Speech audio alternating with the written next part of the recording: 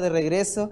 No, regularmente usted sabe no es así, pero quiero, hermano, hoy día retomar lo que hacía nuestro estudio del libro de Oseas, porque muchas de las cosas que ha vivido en el libro de Oseas el pueblo de Israel son cosas que en nuestros tiempos nosotros podemos aplicar.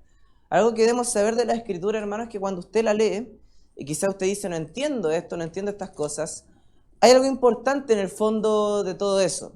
Y es que si entendemos la historia que pasó, podemos entender nuestro presente, hermano. Y si entendemos también los pecados del pueblo de Israel, bien como se dijo, podemos aprender de sus errores a no cometerlos. Hermano, en Oseas capítulo 5 especialmente, por ejemplo, mi Biblia tiene un título, el cual dice castigo de la apostasía de Israel, por ejemplo. No sé si el suyo tiene algo parecido.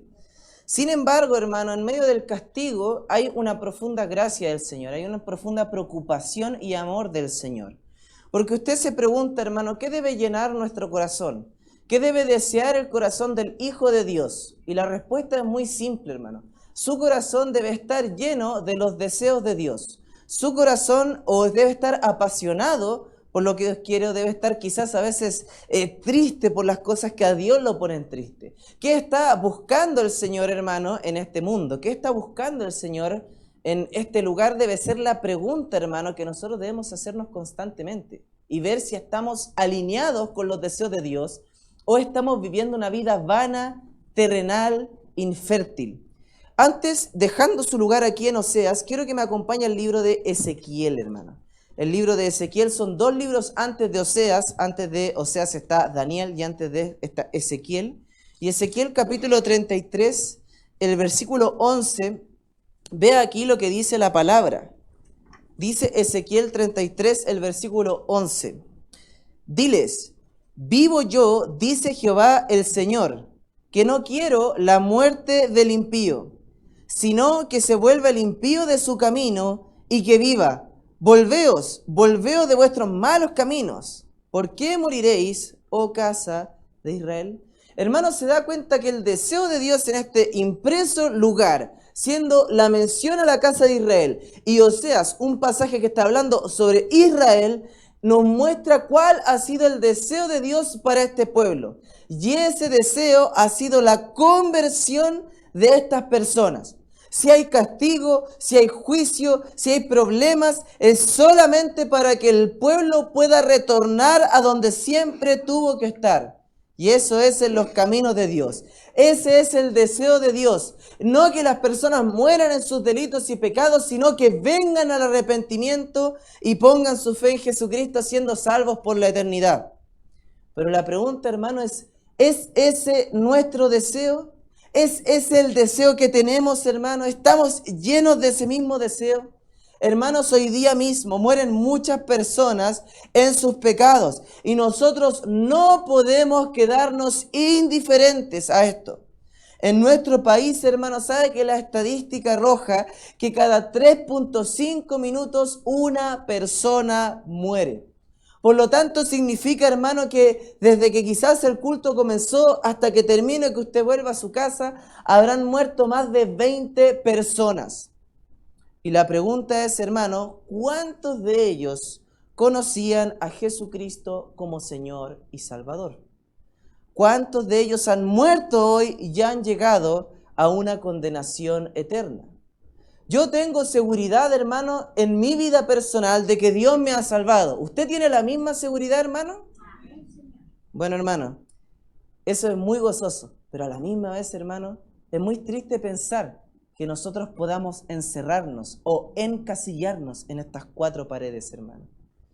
Decía muy bien el hermano Gustavo que vamos a tener unos bautismos, hermano, donde este año quizás por la gracia de Dios podamos tener a 10 personas que se están bautizando, hermano. ¡Qué bendición! 10 personas, hermano, que se arrepintieron y pusieron su fe en el Señor Jesús, hermano. Esperemos que el próximo año quizás no puedan ser 10, sino quizás 15, 20, hermano. Sean más. Pero ¿quién va a hacer ese trabajo, hermano? El Señor, decimos, sí. ¿Por medio de quién? Nosotros, hermano. Porque el corazón de Dios es un corazón evangelista, hermano. Dios desea que la gente se convierta. Dios está anhelando, hermano, que todas las personas pongan su fe en Él. Dios quiere usarle a usted, hermano, para que logre eso. Dios quizás puede tocar su corazón de muchas formas para eso. pero Dios está buscando el arrepentimiento primeramente de su pueblo. Pero no dejo de pensar, hermano, en cuánta gente de este pueblo no era creyente, en cuántas personas, y cómo esto refleja a veces hasta el corazón de los creyentes, hermano. Porque vea primero conmigo Oseas capítulo 5, vamos a ver los primeros 7 versículos. Dice aquí: sacerdotes, oíd esto y estad atentos, casa de Israel y casa del rey, escuchad, porque para vosotros es el juicio, pues habéis sido lazo en Mizpa y red tendida sobre Tabor, y haciendo víctimas han bajado hasta lo profundo. Por tanto, yo castigaré a todos ellos. Yo conozco a Efraín, e Israel no me es desconocido, porque ahora, oh Efraín, te has prostituido, y se ha contaminado Israel. No piensan en convertirse a su Dios, porque espíritu de fornicación está en medio de ellos, y no conocen a Jehová. La soberbia de Israel le desmentirá en su cara. Israel y Efraín tropezarán en su pecado, y Judá tropezará también con ellos. Con sus ovejas y con sus vacas andarán buscando a Jehová, y no la hallarán, se apartó de ellos. Contra Jehová prevaricaron, porque han engendrado hijos extraños, porque en un solo mes serán consumidos ellos y sus heredades. Hermano, ¿cuál fue el gran problema de Israel como nación? Fue que se contaminaron. ¿Sabe, hermano? A pesar de que la contaminación de Israel fue algo en general, vea usted cuál es la primera palabra del versículo 1. ¿A quién está haciendo referencia? A los líderes, al liderazgo espiritual, a los sacerdotes. Hermano, los sacerdotes eran los responsables de que el pueblo se acercara a Dios. Ellos debían enseñar al pueblo para que el pueblo respondiera en base a la ley para acercarse al Señor. Si el pueblo quería contaminarse y los sacerdotes eran fieles en su ministerio, a pesar de que el pueblo se contaminase y no escuchara, hermano, el Señor iba a ver que los sacerdotes eran fieles, pero el pueblo iba a estar en su contra. En cambio, ¿qué está pasando acá? Que ellos tenían a favor el pueblo hacia sí mismo, porque daban palabras, hemos visto que, por decirlo así, endulzaban el oído, pero ¿quién estaba en su contra? Dios, hermano. Por eso quizás, si usted se da cuenta, el liderazgo espiritual a veces es una posición bastante difícil. Por eso Pablo dijo en muchas oportunidades: o busco el favor de los hombres, o busco el de Dios, pero no hay un punto intermedio, o estoy aquí, o estoy allá. Por lo tanto, hermano, el Señor dice a los sacerdotes: ustedes están engañando a mi pueblo. Ustedes están, en el versículo 1 dice, tendiendo lazo y unas redes en Mizpa y en Tabor. ¿Sabe, hermano, que esta ilustración que nos da el Señor es como de unos montes? Tabor y Mizpa eran dos montes en ese tiempo. Y los cazadores, hermano, ponían trampas, por decirlo así, ponían redes y también lazos para poder atrapar a sus presas, para poder de alguna manera obtener los beneficios de eso. Entonces, hermano, ¿a qué lo está comparando? A los sacerdotes del pueblo de Israel el Señor. A esos cazadores dice: ustedes se han puesto en una posición alta, en montes, ¿y qué hacen con la gente a su alrededor? Simplemente les tienden lazo, los atrapan, los cazan, quieren sacar beneficio de ellos. No están ahí para servirle, no están interesados en sus almas, no están interesados en la vida espiritual. Lo único que les interesa es ver qué pueden sacar de las personas. Hermano, ¿no es esa la realidad de muchas mal llamadas iglesias hoy en día? Donde aquel pastor, entre comillas, algunos apóstoles dicen, otros obispos, el nombre que sea, hermano, es solamente una persona que está engañando a otros con una falsa enseñanza. Les tiende lazo, los tienen ahí, los manipulan, hermano, para que quizás ellos enriquecerse, para ellos tener beneficios, para ellos engrandecer su nombre, y por qué no muchos de ellos para obtener mujeres, hermano. Y nosotros decimos: ¿cómo puede existir eso? Hermano, la respuesta es simple: porque existe pecado todavía. Hermano, hoy hay muchas iglesias que no son iglesias, hermano. Como hay muchos que se dicen cristianos, pero no lo son. Esto no lo digo yo, hermano, lo dice la palabra. Mateo capítulo 7. Acompáñame ahí, hermano. Mateo capítulo 7, versículo 21 al 23. Fíjese lo que dice, es una declaración muy fuerte. Hay pastores que han dicho que este pasaje es el peor de la Escritura. Por esta razón, mire, versículo 21 al 23. No todo el que me dice Señor, Señor, entrará en el reino de los cielos, sino el que hace la voluntad de mi Padre que está en los cielos. Muchos me dirán en aquel día, Señor, Señor, no profetizamos en tu nombre y en tu nombre echamos fuera demonios y en tu nombre hicimos muchos milagros. Y entonces le declararé, nunca os conocí, apartados de mí, hacedores de maldad. Hermanos, ¿se da cuenta de la declaración fuerte que hace aquí el Señor sobre muchas personas que dicen honrarle, sobre muchas personas que dicen conocerle, pero que en su corazón, en lo más profundo, hay maldad?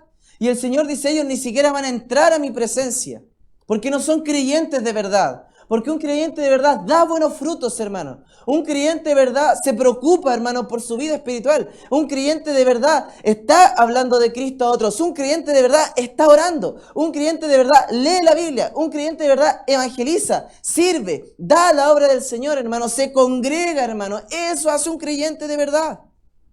Fíjese, hermano, que si usted se pregunta cuál es la voluntad, porque dice el que hace la voluntad de mi Padre, que está en los cielos, ese es mi Hijo, ese es quien yo conozco. Usted puede tomar Juan 6, por ejemplo, y si me acompaña en el versículo 39 de Juan 6, o desde el 38, dice aquí el Señor, porque he descendido del cielo, estoy en Juan 6, 38, no para hacer mi voluntad, sino la voluntad del que me envió. 39. Y esta es la voluntad del Padre, el que me envió, que de todo lo que me diere no pierda yo nada, sino que le resucite en el día postrero. 40. Y esta es la voluntad del que me ha enviado. Recuerde, ¿quién conoce al Señor? ¿Quién tiene un lugar asegurado en su presencia? El que hace su voluntad. Versículo 40 de Juan 6. Y esta es la voluntad del que me envió, que todo aquel que vea al Hijo y cree en Él, tenga vida eterna, y yo le resucitaré en el día postrero. Hermano, ¿cuál es la voluntad de Dios, hermano? Para todas las personas que crean en Cristo, hermano. Que crean en Cristo, y si no creen en Cristo no son salvos, hermano. Por eso, hermano, hay muchos lugares donde hay personas que dicen, no, yo creo en el Señor. No, yo he ido toda mi vida a la iglesia. No, yo me bauticé. Yo he hecho esto otro. Y el Señor dice, ¿cuál es la voluntad? ¿Cómo sabemos que son hijos de Dios? Porque se han arrepentido y puesto su fe en el Señor. Eso significa creer, hermano. Pero mucha gente hoy en día dice ser cristiano, pero no tienen idea, hermano, qué significa poner su fe en Cristo. No tienen idea, hermano, qué significa el nuevo nacimiento. ¿Y sabe por qué, hermano, esto pasa? Porque hay muchas malas iglesias. Muchas iglesias que predican un evangelio torcido, diluido. Un evangelio, hermano, manipulado, adulterado, impuro, hermano. ¿Y qué pasa con estas personas? No, nunca van a escuchar un evangelio verdadero. Pero eso es que aquí es donde toma importancia, hermano, que seamos evangelistas a tiempo completo. Porque hay mucha gente engañada, hermano. A veces nosotros decimos, no, yo tengo este amigo que es creyente, este otro, y uno, hermano, a veces puede confirmar fácilmente que sean hijos de Dios. Y no lo son, hermano.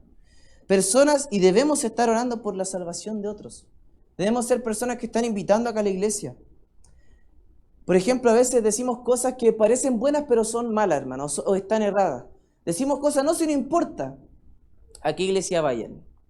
Hermanos, importa mucho, porque donde ellos escuchen la palabra van a crecer, hermano. Por eso cuando nosotros hacemos evangelismo, llevamos invitaciones para personas, no es para que se congreguen en cualquier iglesia, es para que vengan a nuestra iglesia, hermano, y escuchen un verdadero evangelio. No importa qué denominación sea, hermano, lo importante es que se congreguen. Eso es un error, hermano, porque una persona que va con un evangelio torcido, manipulado, diluido, no será salvo y le van a engañar, hermano. El ministerio sacerdotal estaba contaminado y todo el pueblo estaba contaminado, hermano.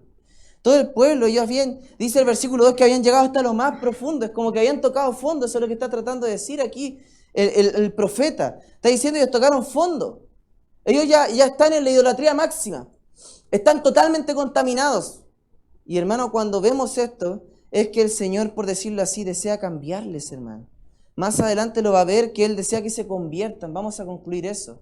Pero hermano, ¿se ha dado cuenta que cuando nosotros vemos, por ejemplo, que la condición nacional de nuestro país es mala, que la educación, hermano, están enseñando cosas a nuestros hijos que no deben ser, que por ejemplo, en la TV lo que sale, que el presidente, que el diputado, que el senador lo que dijo, y nosotros nos horrorizamos, hermano? ¿Sabe cuál debe ser la respuesta de un correcto cristiano, hermano, que cree en el evangelio de verdad? Debe ser, a este país le hace falta Jesucristo.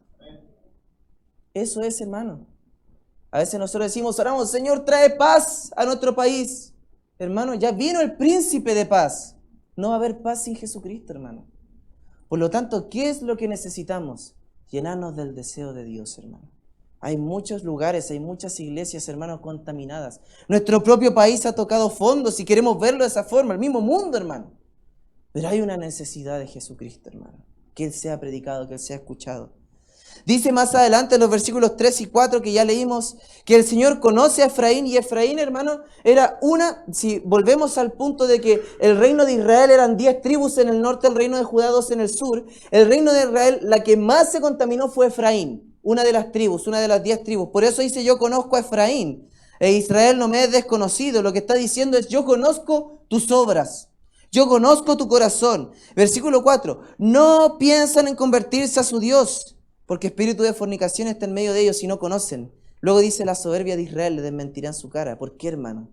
Porque ellos estaban tratando de congraciarse a veces con Dios, o que no creían que estaban tan mal. Hermano, ¿sabe algo que pasa mucho en las iglesias? Y no sé si usted lo ha escuchado, yo lo he dicho, lo han dicho muchos hermanos, no es una frase mía. No es que en la iglesia hay muchos hipócritas. Y eso puede ser verdad, hermano, porque vivimos de manera hipócrita. Pero hermano, dígame, ¿la gente en el mundo es toda sincera que no viene acá, hermano?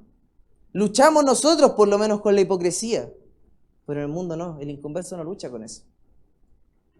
Marcos 12, el mismo Señor Jesús combatió mucho la hipocresía cuando estuvo en esta tierra. En Marcos 12 hay un muy buen ejemplo, hermano, que quiero tomar. En Marcos 12, versículo 14 dice, le querían tentar un grupo llamado los herodianos, eran partidarios de los romanos. Le dijeron, maestro, sabemos que eres hombre veraz y que no te cuidas de nadie. Estamos en Marcos 12:14.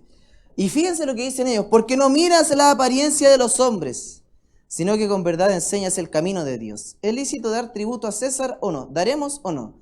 Y el Señor lo primero que hace, y solamente quiero centrarme en esto, dice más, Él percibiendo la hipocresía de ellos. Fíjense, son personas que dicen, Señor, sabemos que tú miras las apariencias, Señor, perdón, sabemos que tú ves más allá, que tú no te dejas llevar por las apariencias. Pero el Señor dice, yo conozco su hipocresía. Hermanos, ¿se ha dado cuenta que en nuestras vidas no podemos engañar al Señor? Vivimos de las apariencias, tratamos de mostrar perfección muchas veces en nuestra vida, tratamos de mostrar que no nos equivocamos y en vez de reconocer nuestros pecados cuando alguien lo hace ver, lo justificamos, hermano. Hermano, es una muy mala actitud, no representa a un cristiano. Algo que debemos saber es que cuando le caemos en la hipocresía, hermano, Dios conoce nuestro corazón. Ellos estaban amistados con el mundo y enemistados con Dios. El Señor sabía perfectamente cuál era la condición del pueblo de Israel. El mundo inconverso, hermano, regularmente no piensa en convertirse al Señor. Versículo 4, no piensan en convertirse al Señor, porque están lejos de Dios, hermano. Es el Espíritu Santo quien convence de pecado a las personas, hermano. Es obviamente el Señor por medio de su palabra que trae salvación. Pero hermano, el mundo no está pensando en convertirse al Señor. ¿Quiénes somos los que debemos llevar el mensaje? Nosotros. Porque hermano, el mundo no está pensando en estas cosas. No está pensando en su vida. No está pensando en la eternidad. Usted debe ser, hermano, quien lleva el mensaje del Señor. Porque algo triste de la contaminación en la que el pueblo estaba es que les impedía acercarse a Dios. Bueno, cuando una persona está llena de pecado, le impide acercarse al Señor. Cuando hay pecado, le impide acercarse a Dios, le impide arrepentirse, le impide estar en una relación con el Señor. ¿Y es el Señor malo porque impide eso? No, hermano, es el pecado del corazón, hermano. El que le impide estar cerca de Dios, porque si no nos arrepentimos, ¿cómo vamos a estar en comunión con un Dios, hermano? Con un Dios santo, con un Dios perfecto. Más adelante dice el versículo 7 algo terrible. Contra Jehová prevaricaron, porque han engendrado hijos extraños. Hermano, ¿qué se refiere con hijos extraños? ¿Qué quiere decir eso, hermano? ¿Sabe que los padres son en aquel tiempo, según Deuteronomio 6, los que debían haber enseñado la palabra de Dios a su pueblo? Son los que debían haber enseñado la palabra de Dios ahora específicamente a su familia. Son los que debían haber guiado, no solamente con palabras, sino también con el ejemplo. Como dice, yendo por el camino enseña la palabra. No es solamente en una oportunidad, sino es con tu vida enséñala. Lo que estaban haciendo ellos lo estaban volviendo hijos extraños. ¿Por qué razón? porque no criaron a sus hijos, como dice Efesios 6:4, en la disciplina y amonestación del Señor. Estaban haciendo hijos no creyentes, porque no les mostraron el camino. Hermano, ¿puede sonar eso una descripción de muchos padres cristianos hoy en día? Muchos padres que están sufriendo porque sus hijos están alejados de los caminos del Señor. Y hermano, a veces la respuesta está tan cerca, porque los papás no pueden darse cuenta que no hablaron la palabra de Dios con ellos de manera sincera. No enseñaron intencionalmente la palabra de Dios. Cuando estaban frente a sus hijos se quejaban de los demás, hablaban mal de los hermanos. Tampoco daban buen ejemplo. Se comportaban de una manera en la iglesia y de otra manera en la casa. Criaron hijos extraños al Señor, porque mucha palabra pudieron decir sobre los caminos de Dios, pero poco ejemplo demostraron. Criaron a hijos extraños, hermano. Y hoy día no debemos caer en eso, hermano. Los que tienen hijos, lo más importante, hermano, es el ejemplo. ¿De qué sirve decir, hijo, respeta a los demás, si usted no lo hace, hermano? Hijo, administra bien tu vida, tu tiempo, si a usted no lo ven administrar bien. Hijo, quiero que tú puedas leer tu Biblia y orar, si no ven al papá hacerlo, a la mamá hacerlo. ¿Cómo van a replicar eso, hermano? Por eso, hermano, no cree hijos extraños. Eso es lo que estaba pasando acá. El pueblo se había olvidado de Dios, se habían olvidado de la ley. Quizás ellos la escucharon durante mucho tiempo, pero ¿qué pasaba con la nueva generación? Ya no la estaba escuchando, no tenían idea qué era, hermano, estar cerca del Señor. Pero hay algo terrible que viene, y eso está en el versículo 8 al 14. Y es que ellos iban a ser juzgados. Dice la palabra, tocad bocina en Gabaa, trompeta en Ramá, sonad alarma en Betabén, tiembla, oh Benjamín. Betabén y Benjamín eran lugares ya del sur. No era solamente un juicio para Israel en la parte norte, sino ya para todo el pueblo, toda la nación. Dice, Efraín será asolado en el día del castigo, y la tribu de Israel hice conocer la verdad. Los príncipes de Judá fueron como los que traspasaron los linderos. Derramaré sobre ellos como agua mi ira. Efraín es vejado, quebrantado en juicio, porque quiso andar en pos de vanidades. Yo pues seré como polilla a Efraín, y como carcoma a la casa de Judá. Y verá Efraín su enfermedad, y Judá su llaga. Y entonces Efraín a Asiria, y enviará al rey Jareb. Mas él no os podrá sanar, ni os curará la llaga. Porque yo seré como león a Efraín, y como cachorro de león a Judá. Yo arrebataré y miré, tomaré, y no habrá quien liberte. Hermano, cuando Dios anuncia su juicio, también lo anuncia con gracia. Trata de traerles de regreso, porque era necesario que todos escucharan la voz de esta trompeta, el juicio que vendría. Es sorprendente, hermano, porque este juicio es para toda la nación. Por eso, hermano, es necesario que hoy día todos puedan escuchar ese mensaje de salvación. Que todos puedan escuchar, hermano. Porque viene juicio, hermano. Viene un juicio para esta nación. Viene juicio, hermano, para los no creyentes. ¿Y quién va a hacer tocar esa trompeta? ¿Quién va a hacer el anuncio, hermano? Sino nosotros, hermano. ¿Quién va a hacer el anuncio, hermano? ¿Qué estamos esperando? ¿O a quién estamos esperando? Pero, hermano, ¿sabe qué pasa acá? Que versículo 10 lo dice, los príncipes de Judá se fueron como los que traspasaron los linderos. O sea, es como lo que está diciendo, hermano, es como ustedes pasaron los límites. Ya no hay ningún tipo de parámetro. Ustedes están fuera de todo límite, fuera de todo espectro de salvación. Están tan lejos que necesitan algo muy fuerte para acercarse. Ellos no es que estaban en algunos pecados, estaban pecando, hermano, abiertamente. Hermano, es común que nosotros a veces como que disminuyamos mucho nuestro pecado. Seamos muy complacientes, hermano. Como que decimos, no, pero Señor, mira, es que yo hice esto, pero quería esto, o que decimos, pero no es tan terrible. Y hermano, ese tipo de palabras, por favor, hermano, no las digamos más. Porque deberíamos ir, confesar nuestros pecados y arrepentirnos, hermano, ante el Señor. Hermano, el Señor dice que puede confesar y limpiar. Si nosotros confesamos nuestros pecados, Él es fiel y justo y nos limpia de todo pecado. Pero no nos va a limpiar de pecados que no confesamos. Cuando lo disminuimos, hermano. Cuando disminuimos lo que hemos hecho.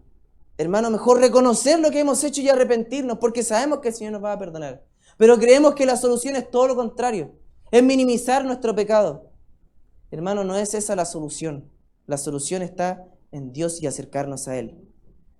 Hermanos, fíjese lo interesante, no era solamente que estaban en gran pecado, sino que el versículo 11 dice, Efraín es vejado, quebrantado en juicio, porque quiso, y presta atención en esto, quiso andar en pos de vanidades. Hermano, ¿qué es algo vano?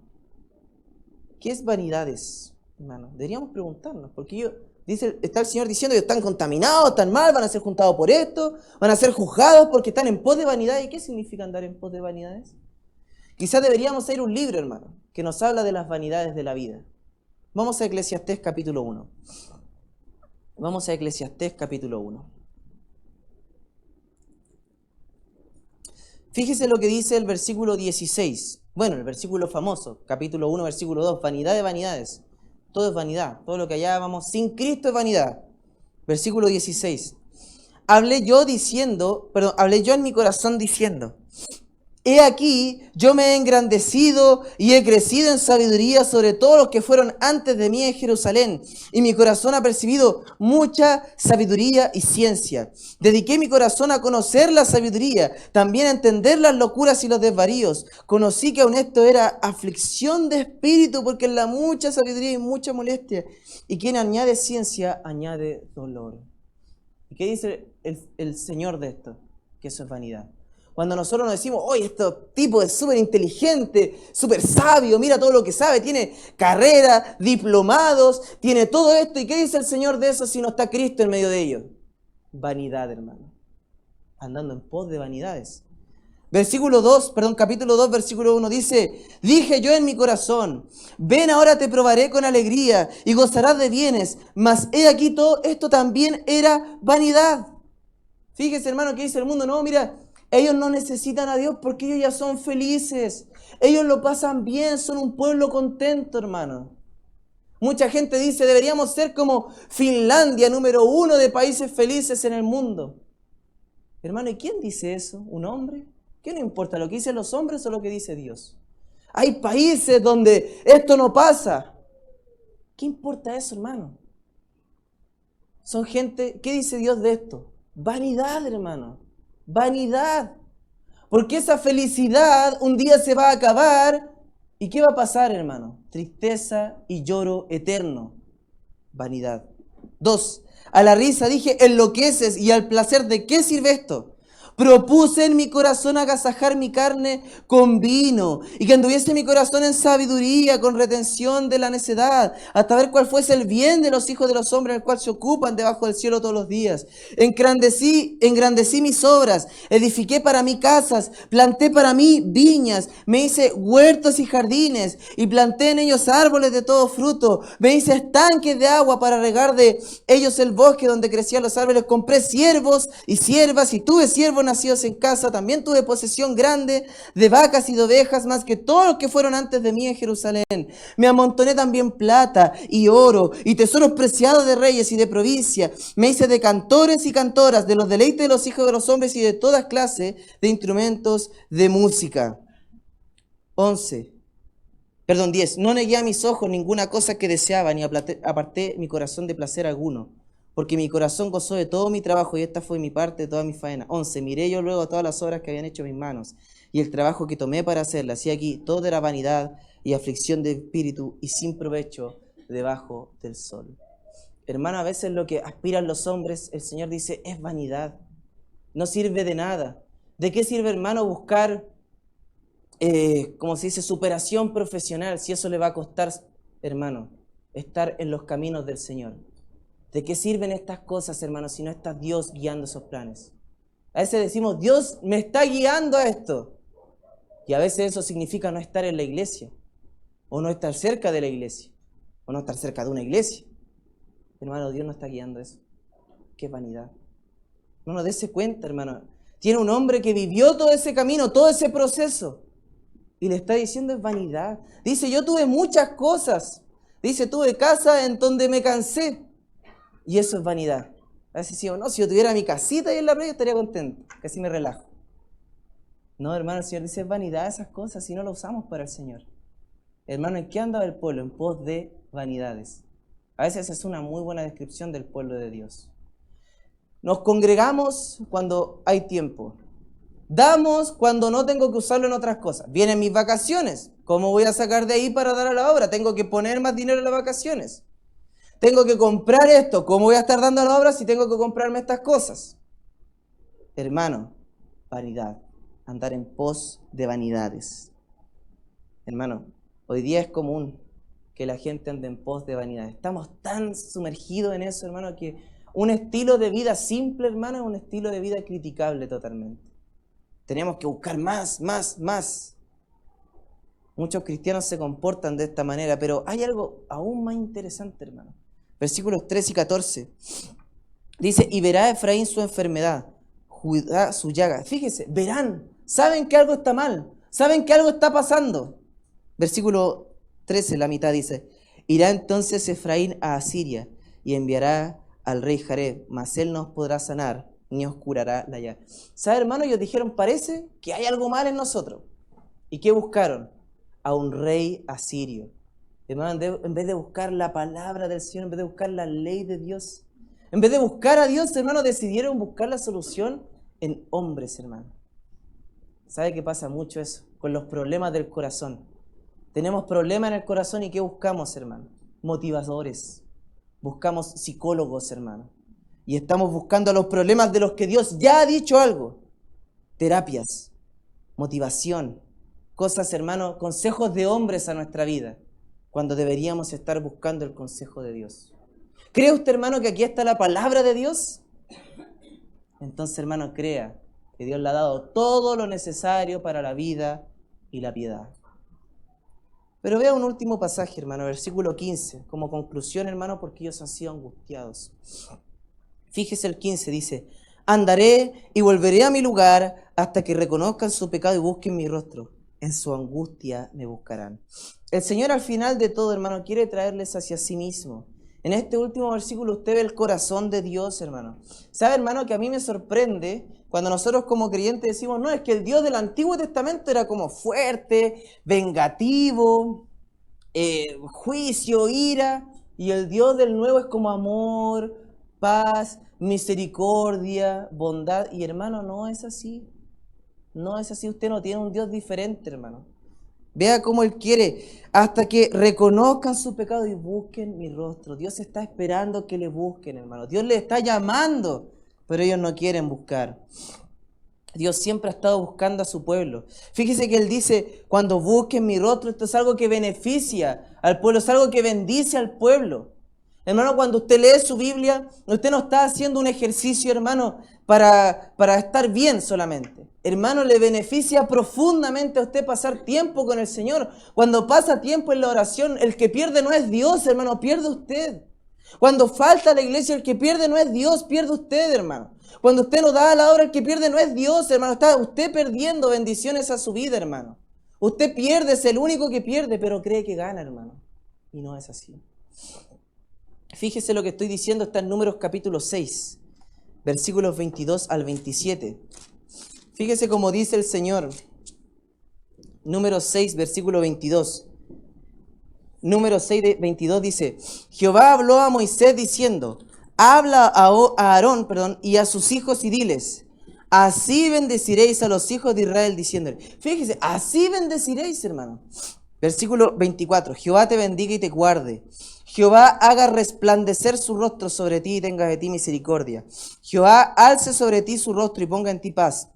Y pondré mi nombre sobre los hijos de Israel y yo lo bendeciré. Hermano, ¿sabe que a veces nosotros transformamos la bendición en cosas materiales?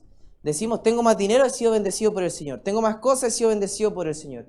Puede ser también, hermano, no digo que no, pero hermano, las mayores bendiciones que tiene el pueblo de la iglesia, el pueblo de Dios, hermano, es bendición espiritual a su vida. Dice Efesios 1:3 que hemos sido bendecidos con toda bendición espiritual en los lugares celestiales, hermano. Porque nuestra ciudadanía no está acá, hermano, está en el cielo. No está aquí en lo palpable, hermano. Es lo eterno, es lo que Dios quiere para nuestra vida. Hermano, aquí algo que vemos es que el Señor dice, vuelvan a mí, pero dice, hasta que reconozcan su pecado. Hermano, una persona que reconoce su pecado es una persona que está abriéndose a las más grandes bendiciones del Señor. Porque es experimentar la gracia del Señor, la misericordia del Señor, la bondad, la benignidad, pero también la restauración del Señor. Pero alguien que no reconoce su pecado y se justifica, es, hermano, alguien que siempre estará estancado. Un creyente tibio, si es que lo es, hermano, porque si no, será vomitado de la boca del Señor. hermano, no sea mediocre en su vida espiritual. Muchos justifican en ocasiones su falta de compromiso al Señor. Muchos justifican, hermano, sus calumnias hacia otros hermanos. Muchos justifican sus quejas, ojo. Muchos justifican su desinterés al Señor, hermano. Y podemos encontrar excusas, hermano. Somos buenos para eso. Para encontrar excusas ante el Señor. Pero, hermano, no es malo reconocer el pecado. Todo lo contrario. Lo malo es justificarlo, hermano. Cuando alguien dice, yo estoy pecando, quizás he caído en esto, pero estoy luchando, yo digo, eso es lo común de la vida creyente. Porque, hermano, nosotros vamos a pecar. Pero el creyente lucha con ese pecado, no se goza, no quiere estar en ese pecado, quiere salir inmediatamente, hermano. Pero ¿qué hace un no creyente? Se queda ahí, hermano, en un estado de quietud. Recordemos lo que dice Proverbios 28. Proverbios 28, el versículo 13, hermano. Aquí la palabra del Señor nos dice. Proverbios 28, 13. El que encubre sus pecados no prosperará, mas el que los confiese y se aparta alcanzará misericordia. Hermano, cuando hemos pecado es terrible que nosotros no reconozcamos lo que hemos hecho. Vayamos ante el Señor pidiendo perdón. Vayamos ante el Señor pidiendo dirección, porque Él la va a dar, hermano. A veces nosotros decimos, es que este hermano, es que esta hermana, es que él hizo esto, es que ella hizo esto otro. Hermano, reconozcamos nuestro pecado y vamos a encontrar salvación. Vamos y reconozcamos nuestros pecados y vamos a encontrar salud, hermano.